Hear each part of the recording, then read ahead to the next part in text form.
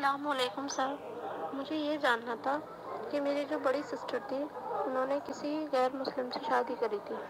تو ان کا انتقال 2020 میں ہو چکا ہے، لیکن انہوں نے مطلب جب شادی کری تھی تو انہوں نے یہ کہا تھا کہ جب میں مروں تو مجھے دفنا دیجیے گا، اور انہیں ہم نے دفنا بھی دیا تھا جب وہ ختم ہو گئی تھی۔ تو اب سر وہ جب بھی مطلب مجھے خواب میں کئی بار دکھی ہیں تو وہ روتی ہوئی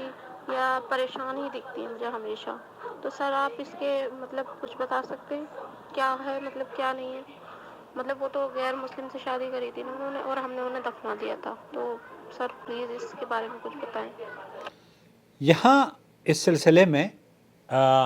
بہن سے میری گفتگو ہوئی انہوں نے، اور ایک اور وائس میسیج بھیجی، وہ بھی سنواتا ہوں میں آپ کو۔ جی سر بالکل، اللہ سے دعا کریں گے کہ اللہ ان کی مغفرت فرمائے۔ لیکن سر وہ مطلب جب انتقال ہوا تھا تو وہ پریگننٹ بھی تھیں، اور مطلب جیسے ان کے کروا چوتھ وغیرہ ہوتے تھے تو وہ بھی کرتی تھیں، وہ مطلب جو ہندوؤں کے تہوار ہوتے ہیں آپ کو پتہ ہے، تو وہ بھی کرتی تھیں اس طریقے سے، تو وہ مطلب اور ویسے وہ قرآن شریف پڑھی ہوئی تھی، مطلب سب کچھ پڑھ رکھا تھا انہوں نے، حدیثیں وغیرہ سب پڑھی ہوئی تھی،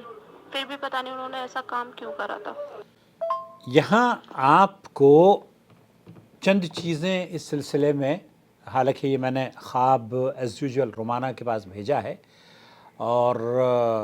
وہ اس خواب کی کس طریقے سے تعبیر بیان کرتی ہیں وہ بہت جلد آپ کی خدمت میں پیش کروں گا، لیکن جو معبرین نے، ابن سیرین اور دیگر معبرین نے اس طرح کے خوابوں کی تعبیر کا بیان دیا ہے، وہ یہ کہتے ہیں کہ خواب میں مردہ بہن کا رونا یہاں اس بات کی دلیل ہے۔ پہلی بات تو یہ کہ غیر مسلم سے ایک مسلمان عورت کا نکاح ہو نہیں سکتا، اس لیے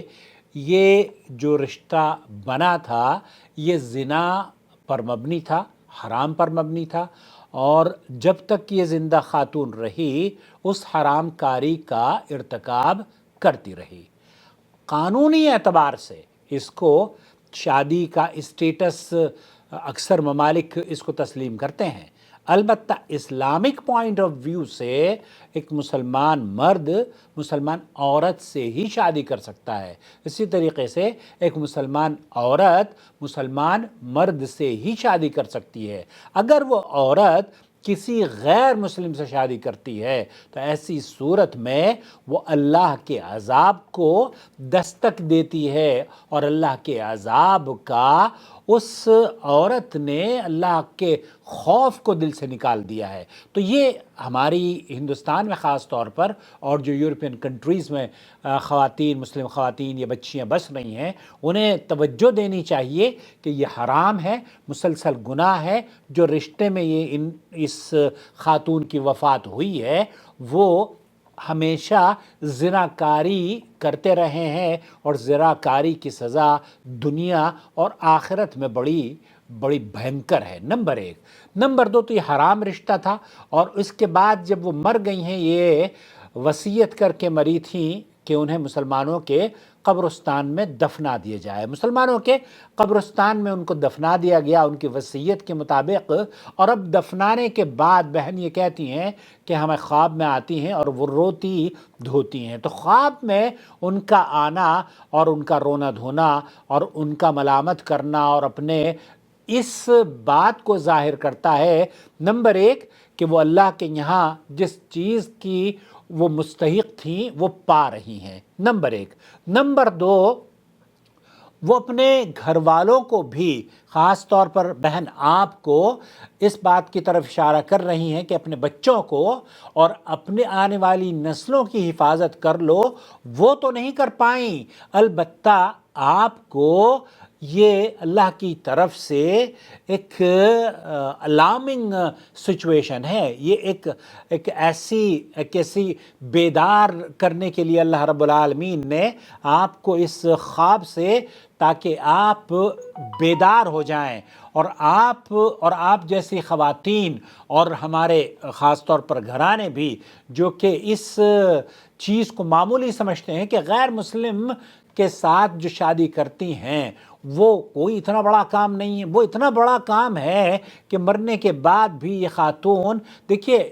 جب آپ کسی مردہ کو اپنے خواب میں دیکھتے ہیں نا، وہ اگر اچھا لباس پہنے ہوئے ہے، اچھے حالات ہیں، تو یہ بشارت ہوتی ہے کہ وہ بہتر حالات میں ہیں۔ البتہ یہاں رونا دھونا اس بات کی دلیل ہے، اور امام ابن کثیر، امام تفسیر کرنے والے جتنے بھی معبرین ہیں وہ یہ کہتے ہیں کہ مری ہوئی بہن اگر روتے ہوئے خواب میں دیکھی گئی ہے تو یہ نشاندہی کر رہی ہے کہ ایک تو یہ دیکھنے والا بھی اپنے عقیدے کی اصلاح کرے، اور وہ عورت جس حال پہ گئی ہے وہ بھی اصل میں مصیبتوں اور پریشانیوں سے گزر رہی ہے۔ دوستو، بھائیوں اور بہنوں، اگر آپ اپنے بچوں کی، آپ اپنی بچیوں کی عزت اور آبرو کی حفاظت کر سکتے ہیں تو اس دور میں جب کہ غیر مسلموں کا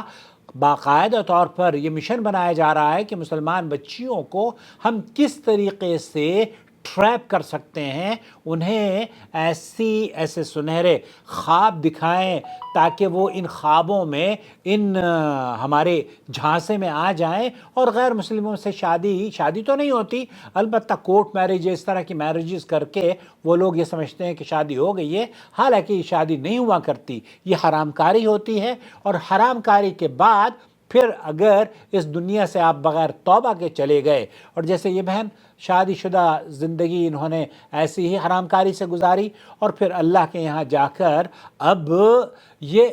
دنیا والوں کے لیے ایک عبرت ہے کہ سنبھل جاؤ، ورنہ اللہ کا عذاب، جس عذاب کو آپ نے دستک دی تھی، وہ آپ کا منتظر ہے۔ مجھے امید ہے کہ اللہ رب العالمین